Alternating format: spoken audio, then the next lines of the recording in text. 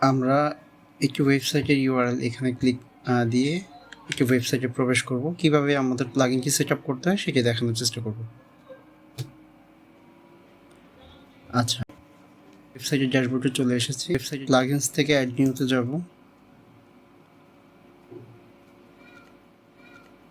Add new plugin থেকে upload plugin select করব।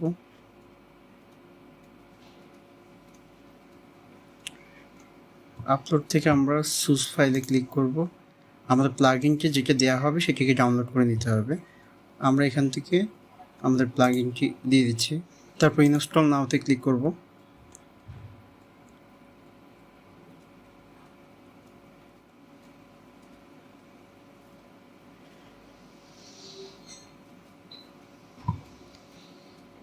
Active প্লাগইনে click করব।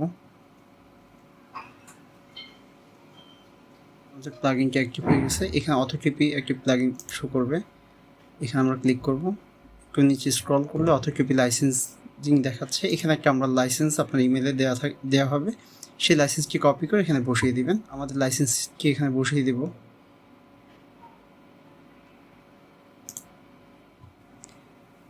অ্যাক্টিভ হওয়ার পর আমরা এখানে কিছু সেটিং করে নেব। এখানে হচ্ছে ফায়ারবেস থাকবে। এখানে হচ্ছে OTP form type external form হবে, আর হচ্ছে ডিসপ্লে কান্ট্রি কোড ফিল্ড হবে, ইনপুট টেক্সট। আর বাই ডিফল্ট এগুলো যেগুলো আছে এরকমই থাকবে। আমরা নিচের দিকে আসব।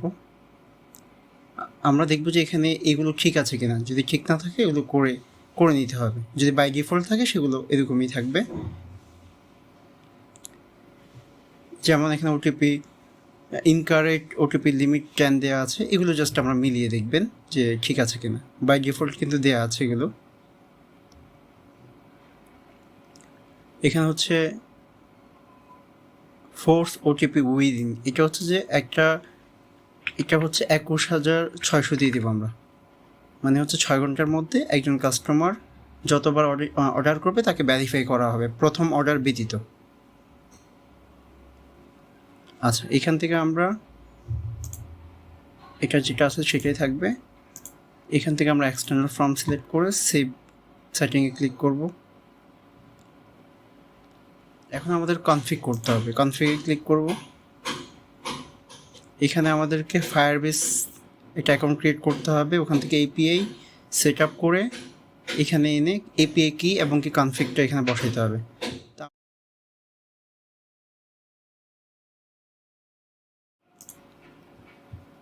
এখান থেকে আমরা ফায়ারবেসটা লিঙ্কটা কপি করে নিলাম, এখানে পেস্ট করে দিলাম।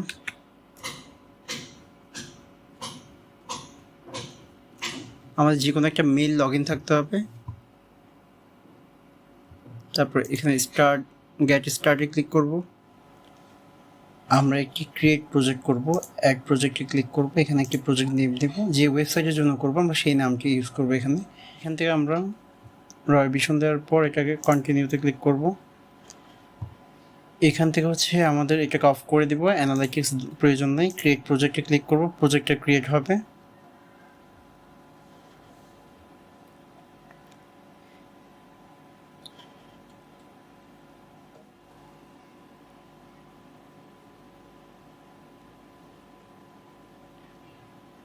কন্টিনিউতে ক্লিক করব। এখানে আসার পর আমরা বিল্ডসে ক্লিক করব। তারপর অথেন্টিকেশনে ক্লিক করব।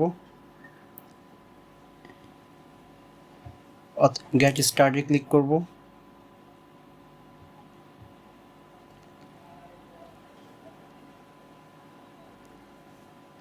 এখান থেকে ফোন নাম্বারটাকে সিলেক্ট করে দেব, এনাবল করে দেব। তারপর সেভে ক্লিক করব। তারপর এখান থেকে সেটিংসে ক্লিক করব। এইখান থেকে হচ্ছে অথরাইজ ডোমেইন সিলেক্ট করে অ্যাড ডোমেইনটা সিলেক্ট করতে হবে। এইখান থেকে যে ডোমেইনে আমরা সেট আপ করতে চাচ্ছি ডোমেইনের নামটা বসাইতে হবে আমাদের। আমি .com পর্যন্ত রাখবো। অ্যাডে ক্লিক করব। আমাদের ডোমেইনটা অ্যাড হয়ে গেছে, অ্যাড দেখাচ্ছে। এখান থেকে আমরা প্রজেক্ট ওভারভিউতে ক্লিক করব। অ্যাপস ক্রিয়েট করতে হবে। এখান থেকে ওয়েবে সিলেক্ট করব। এখান থেকে একটা অ্যাপস নেম দিতে হবে, যে নেমটা আমরা ওই যে রয় বিশন দিয়েছিলাম সেই। রিস্টার্ট অ্যাপসে ক্লিক করব।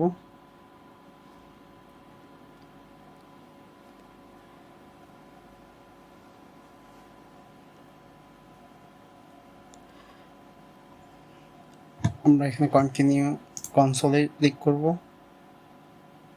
তাহলে কিন্তু আমরা দেখতে পাচ্ছি আমাদের একটা অ্যাপস ক্রিয়েট হয়ে গেছে। এখানে অ্যাপসে ক্লিক করব। রয় ভিশন দেখানোর পর আমরা এখানে সেটিংসে ক্লিক করব। এখান থেকে আমরা নিচের দিকে আসব। এখান থেকে কনফিগ, এইটাকে আমরা কপি করে নেব। আমরা এই বক্সের মতো কনফিগ ফাইলটাকে পেস্ট করে দিলাম। আর আমরা আবার এখানে আসলাম। এইখান থেকে আমাদের এই যে এপিআই কি, এখান থেকে আমরা এপিআই কিটাকে কপি করে নিতে পারি। কপি করে এখানে বসিয়ে দেব, যেন ভুল না হয়। আমরা এটা সতর্ক থাকবো, ভুল হলে কাজ করবে না। এখান থেকে আমরা সেভ সেটিংসে ক্লিক করব।